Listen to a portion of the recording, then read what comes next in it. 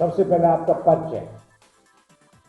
मैं ज्ञानेंद्र सिंह राघव, जी जिला महासचिव बुलंदशहर, भारतीय राष्ट्रीय कांग्रेस पार्टी। जी। अभी ये बताइए, दलित जो जागरण जो आपका जो मंच है, मांग है, उसके बारे में आप क्या कहें? हमारे शीर्ष नेतृत्व के आह्वान पर जी दलित गौरव संवाद के नाम से जी एक अभियान चल रहा है, कार्यक्रम चल रहा है, जिसके प्रत्येक विधानसभा क्षेत्र में जो है 20 रात्रि चौपाल होनी है, जिसमें प्रदेश स्तर, जनपद और विधानसभा के साथ साथ राष्ट्रीय स्तर के नेता हमारे दलित बस्तियों में जाकर के उनकी समस्याओं को जानने का, उनकी समस्याओं के समाधान के संबंध में ये वचन पत्र भरवाने का काम उन्हीं से, जो उनके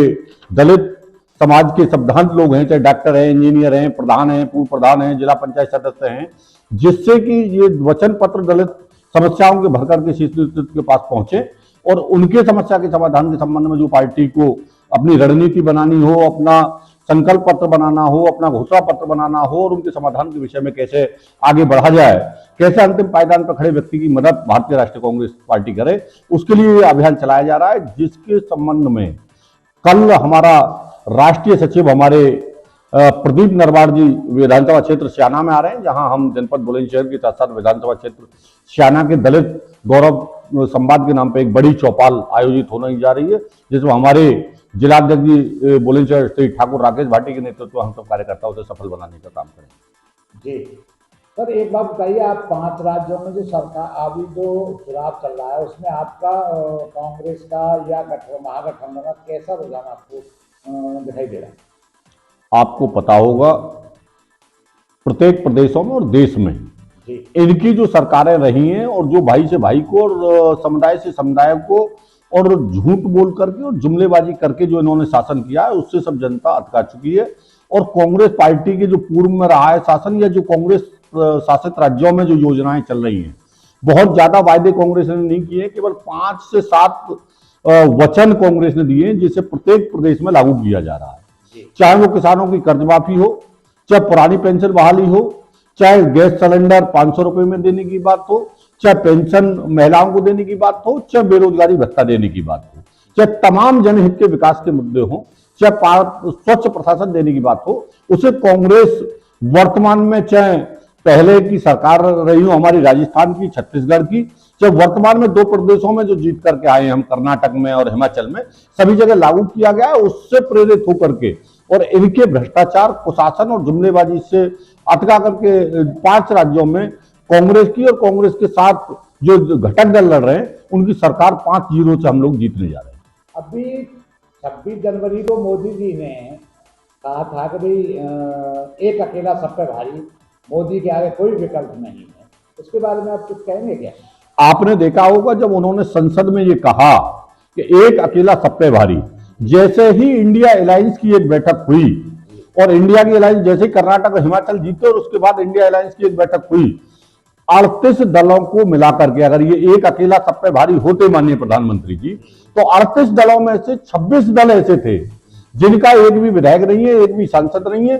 केवल ये दिखाने के लिए कि इंडिया गठबंधन में अगर 28-30 दल हैं तो मेरे पास जो है फर्जिफिकेशन करके 38 दल मेरे साथ हैं। अगर ये झुंड बनाने का काम कर रहे हैं, अगर ये 38 दल दिखाने का काम कर रहे हैं, तो अब आप समझ सकते हो, एक तरफ कहते हैं एक अकेला सब पे भारी, दूसरी तरफ कहते हैं कि 38 दल हमारे साथ थे। एनडीए की बैठक इन्होंने पिछले 10 साल में कभी की नहीं। जो अटल बिहारी वाजपेयी ने, जो सर्वमान्य नेता इस देश के रहे हैं, उन्होंने जो 23 दलों की सरकार चलाई, उनमें से भी आपको पता होगा, चाहे शिवसेना हो, चाहे तमाम ढेर सारे दल, अकाली दल हो, इन्हें सब छोड़ के चले गए, क्योंकि इन्होंने गठबंधन में भी उनकी पीठ में छुरा घूम करके उन्हें बर्बाद करने का काम किया। और नीतीश कुमार जी जैसे आदमी, स्वच्छ प्रशासन देने वाले, बिहार का विकास करने वाले की पार्टी को भी तोड़ के कहीं ना कहीं राजनीतिक दलों को समाप्त करके कुचित्र रच के, जैसे कांग्रेस की सरकार इन्होंने महाराष्ट्र में और मध्य प्रदेश में गिराने का काम किया, वैसे ही अपने घटक दलों को,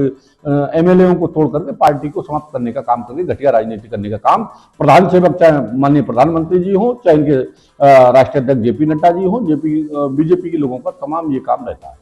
अभी मध्य प्रदेश में तो राम मंदिर मॉडल दिखा रहे हैं कि हम ऐसा मंदिर बना रहे हैं और आपके यहाँ भी ऐसा ही करेंगे, फिर कृष्ण मंदिर बनवाएंगे।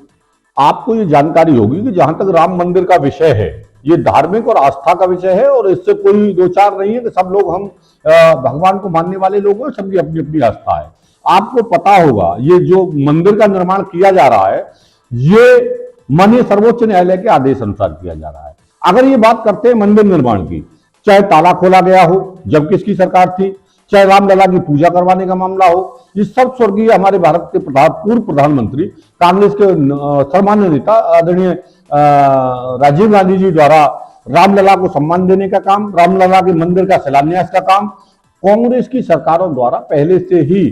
ये रामलला कोई राजनीतिक विषय नहीं है। भाजपा इनसे राजनीतिक लाभ लेकर के वोट हथियाने का काम करती है। धर्म केवल एक आस्था का विषय है और हम सबकी आस्था है। और कांग्रेस पार्टी के पूर्व प्रधानमंत्री राजीव गांधी जी ने वो जो रामलला के पूजा कराने का काम, राम मंदिर के शिलान्यास का काम कराने का काम किया था।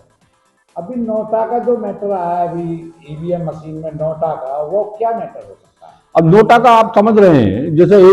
ईवीएम में आपको पता होगा ढेर सारे राजनीतिक दलों ने निर्वाचन आयोग को लिख करके दिया था कि कहीं ना कहीं जैसे डीजल पेट्रोल पंपों पे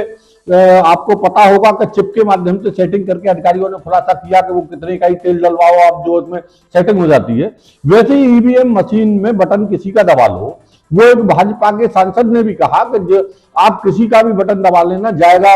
वो कमल पे ही। वैसे ही ये नोटा का है। नोटा में भी जो लोग किसी को पसंद नहीं करते, वो जो नोटा दबाते हैं, उसका भी कहीं ना कहीं कमल को लाभ पहुंचने का मामला प्रकाश में आया है। और ये जब तक भारत निर्वाचन आयोग स्वतंत्र नहीं होगा, सर्वोच्च न्यायालय इस पर संज्ञान नहीं लेगा,